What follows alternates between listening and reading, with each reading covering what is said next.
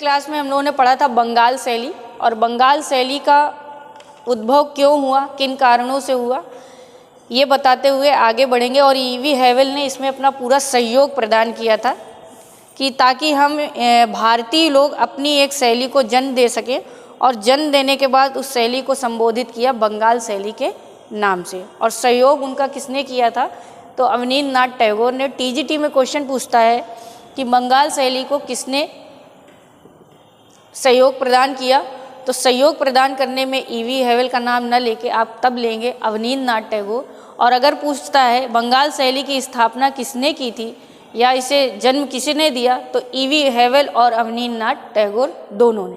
ठीक है, अब आज हम बंगाल शैली में पढ़ेंगे कि वस्तुतः 1895 ईस्वी से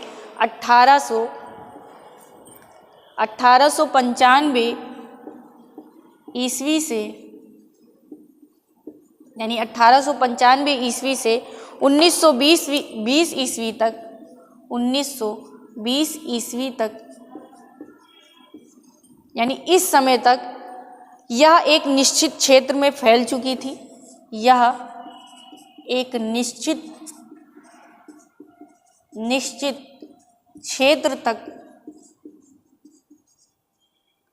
क्षेत्र तक फैल चुकी थी।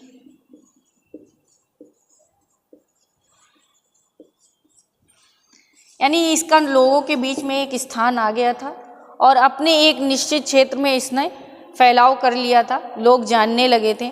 और विकास का पूर्ण श्रेय यानी इसके फैलने का श्रेय, विकास का पूर्ण श्रेय अवनींद्रनाथ टैगोर को जाता है। यानी इन्हीं के प्रयासों से इसे एक विस्तृत क्षेत्र मिला और अवनींद्रनाथ ने इसका पूरा सहयोग अपना प्रदान किया। ठीक है, इसके बाद बंगाल शैली या बंगाल स्कूल, बंगाल शैली देखिए कहीं कहीं पर शैली लिख के आता है, कभी कभी बंगाल स्कूल लिख के आ जाता है। ठीक है, तो दोनों बातों को याद रखिएगा, कन्फ्यूज़न करता है। बंगाल शैली या बंगाल स्कूल एक निश्चित क्षेत्र में फैलने के बाद इसका सामाजिक, राजनीतिक,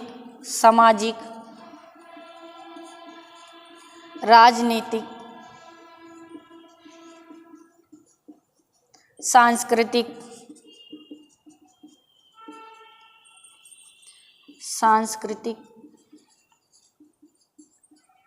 ठीक है, जो क्षेत्र था, क्षेत्रों में यूरोपियन प्रभाव के विरुद्ध आंदोलन किया। यानी इसका सामाजिक, राजनीतिक और जो सांस्कृतिक क्षेत्र था, इसमें इसने क्या किया, यूरोपियों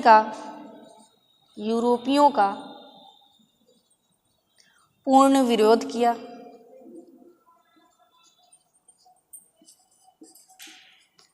और अपना स्थान बनाया। ठीक है, यानी चाहे वो राजनीतिक क्षेत्र रहा हो या सामाजिक रहा हो या सांस्कृतिक क्षेत्र रहा हो, उसने यूरोपीय प्रभाव का विरोध किया और पूर्ण रूप से समाप्त कर दिया गया। जिसका नारा क्या था, यानी इसका नारा क्या था, जिसका नारा क्या था,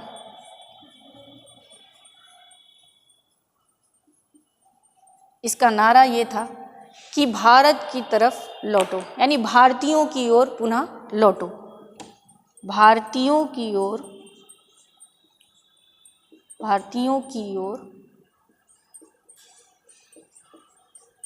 पुनः लौटो। क्योंकि लोग अंग्रेजों को ज़्यादा कॉपी कर रहे थे, अंग्रेजी सत्ता हम लोगों के ऊपर हावी थी, इसलिए इसको ये नारा दिया गया कि भारतीयों की ओर पुनः चलो या पुनः लौटो। ठीक है, फिर इसके बाद इसकी तकनीक क्या थी, तो बंगाल शैली के लोगों ने अपने रंगों के प्रयोग में या किस तकनीक के माध्यम से अपनी शैली में काम किया, इसके बारे में जानिए। तो बंगाल स्कूल या बंगाल शैली में विविध तकनीकों का प्रयोग किया गया, यानी विविध कई प्रकार की तकनीकों का प्रयोग किया गया।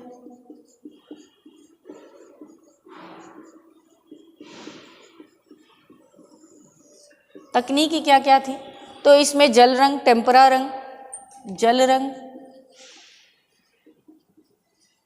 टेम्परा रंग, वॉश तकनीकी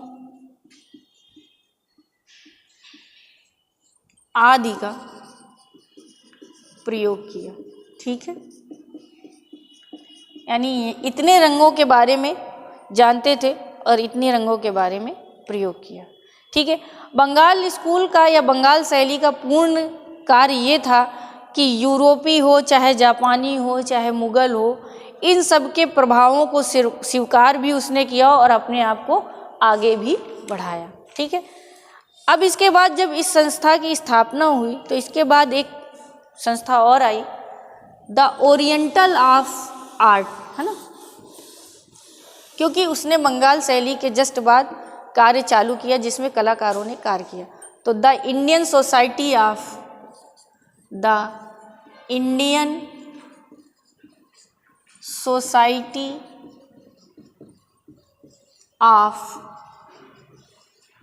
ओरिएंटल आर्ट,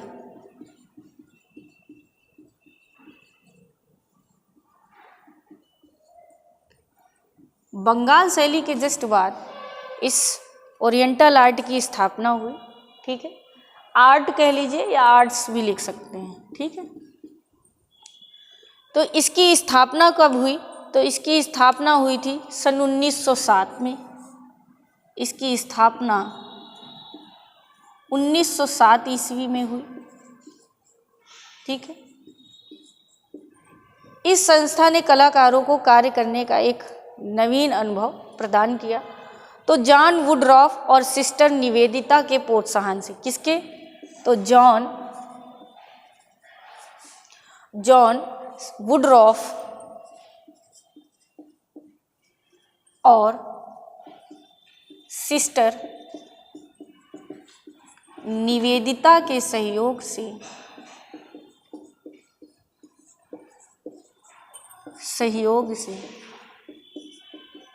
यानी इन दोनों ने सहयोग प्रदान किया और इन दोनों के सहयोग से गगनेंद्रनाथ टैगोर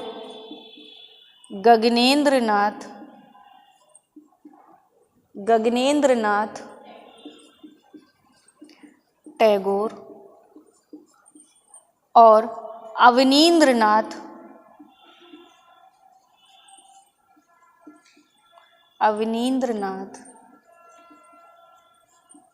टैगोर, इन दोनों ने क्या किया? इस संस्था की स्थापना की। क्यों? क्योंकि बंगाल शैली आ चुकी थी, भारत में अपना वर्चस्व उसने फैला दिया था। फिर इन लोगों को लगा कि अब किसी एक संस्था का निर्माण किया जाए जिसमें कलाकार कार्य कर सके। तो पहले आई the Indian society of oriental art और जिसकी स्थापना हुई 1907 में। और किनके सहयोग से किया था इन्होंने? तो जॉन वुडरॉफ और निवेदिता सिस्टर की सलाह या सहयोग के द्वारा गगनेंद्रनाथ और अवनींद्रनाथ दोनों ने मिलकर इस संस्था में का निर्माण यानी स्थापना की। अब इस संस्था का उद्देश्य क्या था? उद्देश्य यानी इस संस्था को उन्होंने क्यों बनाया? तो इनका कुछ ना कुछ उद्देश्य रहा होगा। तो इनका उद्देश्य था कि परंपरागत चित्रकला को प्रोत्साहित करना, परंपरागत चित्रकला को प्रोत्साहित करना,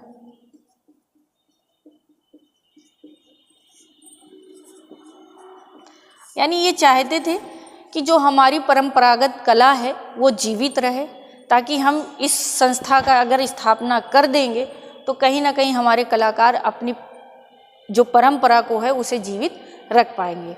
और इस एवं प्रोत्साहित करना था और प्रगतिशाली कलाकारों को सहायता, यानी जो प्रगति कर रहे हैं उन कलाकारों को सहायता देना। तो प्रगतिशाली जिनके अंदर प्रतिभा है, कलाकारों को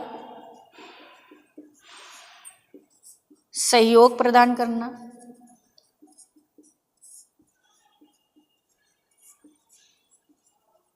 ठीक, ये था इसका उद्देश्य। ठीक है, और अब इसमें जो लोग थे, यानी कितने लोगों ने काम किया, तो इसमें जो है कुल 35 लोग थे इस संस्था में, जो इस संस्था के लोग थे जिन्होंने इस संस्था को बनाया, जिसमें कुल 35 लोग थे, जिसमें से 30 आपके अंग्रेज थे, क्योंकि अभी अंग्रेज हैं, 30 अंग्रेज थे और 5 भारतीय थे। अक्सर पूछता है कि the Indian society of oriental art में कितने भारतीय सदस्य थे, तो भारतीय सदस्यों की संख्या है 5 और अंग्रेज कितने थे 30। टोटल कितने लोगों ने काम किया 35 लोगों ने। ठीक है, अब इसका संचालन किसने किया आगे, तो इस संचालक के रूप में हम किसको जानते हैं, संचालक।